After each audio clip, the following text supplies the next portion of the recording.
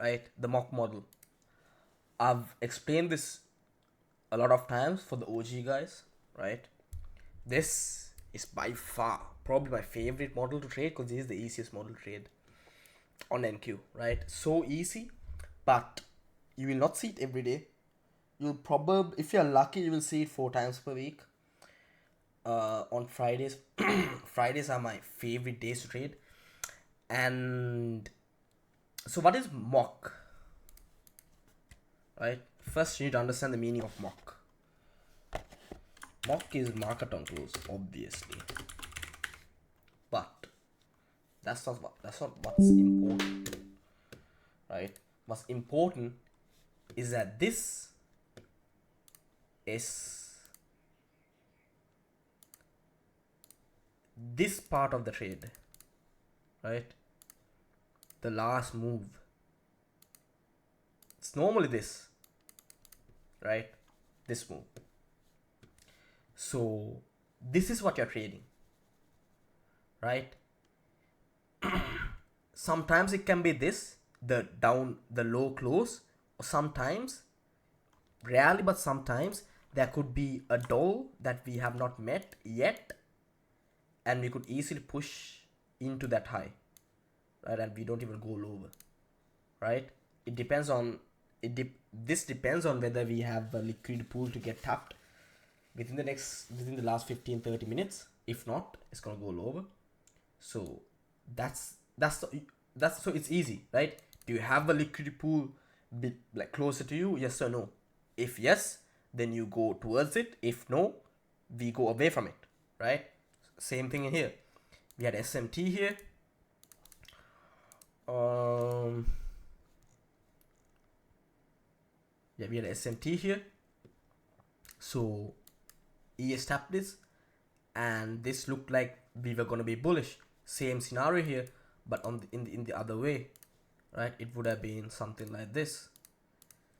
I'm trading this, right? I'm trading this part of the trade, right? This is market on close, and this is the weekly candle. This is the daily candle as well. This on the daily candle, you're trading the last hour, right? Or it could be the last 30 minutes, last 45 minutes, last 15, last 5 minutes, right? But also, why I advise you all to trade on a Friday, because Friday is the last day of the week, right? So on the weekly candle, you're trading this as well, right? So it's gonna be more volatile, right? It's gonna be way better because you're trading market on close. You're trading the daily market on close, right? You're trading the daily market on close, which you can trade every single day. Normally, it's the best days to trade are Monday, maybe Tuesday and Friday, right? But now, if you're only trading Friday, that means you're trading the daily and the weekly mock, right?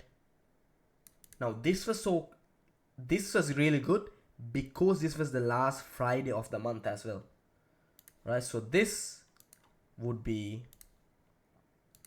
daily, weekly, and monthly mock, right? So that's why it was super volatile, right? So now you understand this is the best trade. Best, you go and backtest this every last Friday of the month. Insane mock, insane, right? You will always find a huge move, right? My whole model is obviously turtle soups, but liquid pools below or above gaps. This is a trading model itself. So there will be a liquid pool in here. One taps it with SMT. One taps it with the turtle soup. My bad. And the other doesn't tap it and creates a failure swing with the SMT.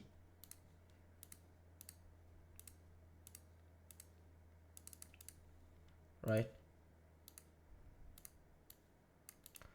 And this could be in the 5 minute, in the 1 minute, the 15 minute, the 30 minute, not really on the hourly. Actually, this is the first time I saw it on the 30 minute, to be honest. Normally, I've seen it on the 15, and I've seen so many times on the 5, even on the 1 as well.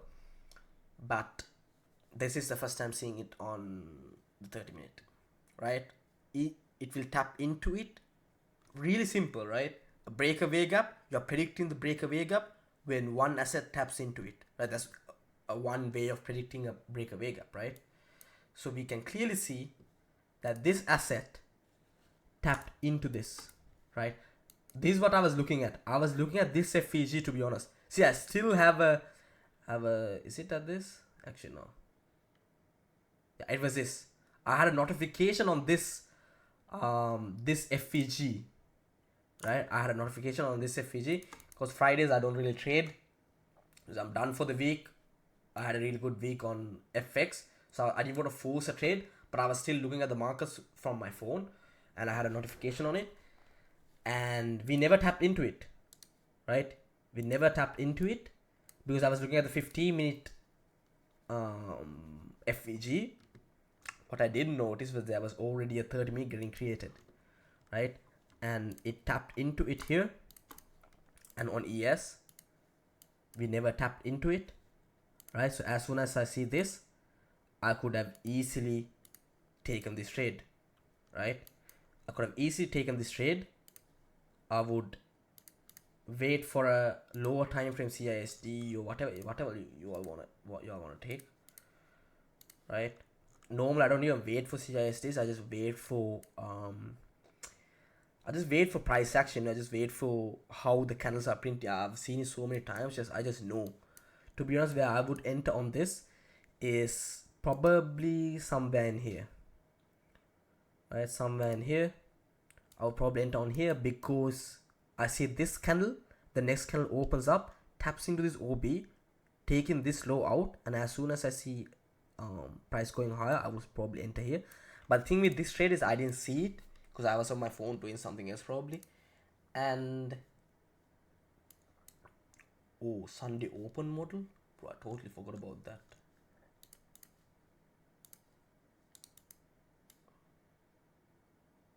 No, it's fine, right? Actually, Sunday open model, I don't want to talk about today. So I would probably enter somewhere here, but I did not see it, and I entered somewhere in here, right? Somewhere in here, knowing that this high is important, right? Because this is a high, and we create FVG breaking through this high, right? So this could be a true breakout, right? Whenever there is key levels getting formed at range highs, right? This could be a true breakout. Why I trust on this true breakout is because of time. If it wasn't for time, I would not trust on this, because this just because there's FVG at range high doesn't mean anything, right? Because of time, I know price needs to go higher really fast, and and price had around 5-10 minutes to go to that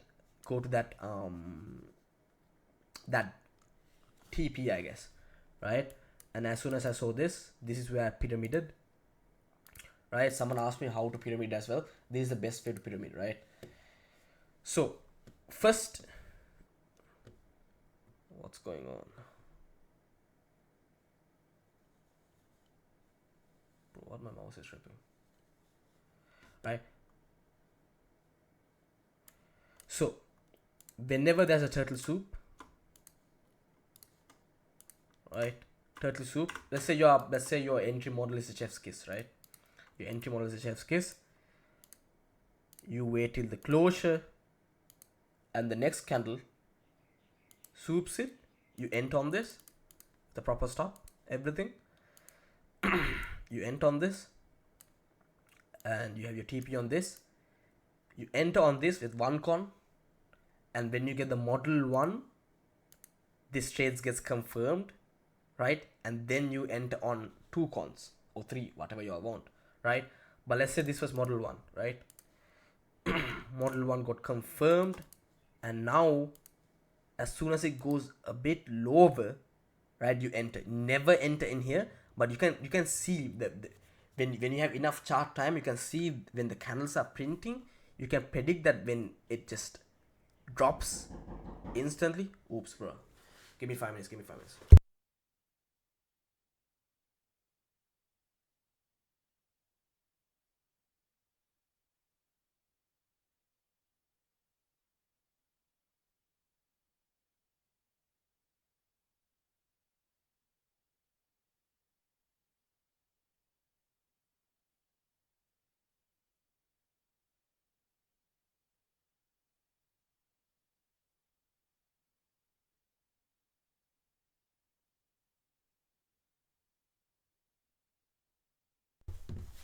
Shit. Where was I?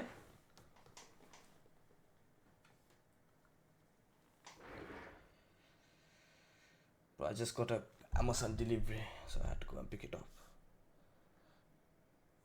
Yeah, when it suddenly drops, right? When it drops, then you add your position because you can get a better entry, and you gotta make sure that when you end on this, you always move your stop, whether it's to break even, or if you got a bad fill, maybe your stop loss is this. Either way, you will still lose the same amount. You're not gonna lose more. Right? Did you get what I said? Yeah, when it suddenly drops, right, with a wick, and as soon as it taps into a kill and goes higher, you can kind of predict that's gonna go higher. That's what I mean. That's how you see. Even in here, I think my stop was somewhere in here, and as soon as I entered, I moved my stop. I did something. I don't really remember what I did.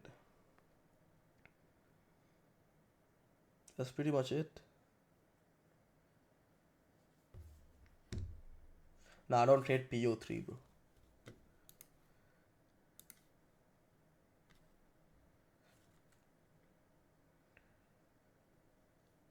Do you have any questions?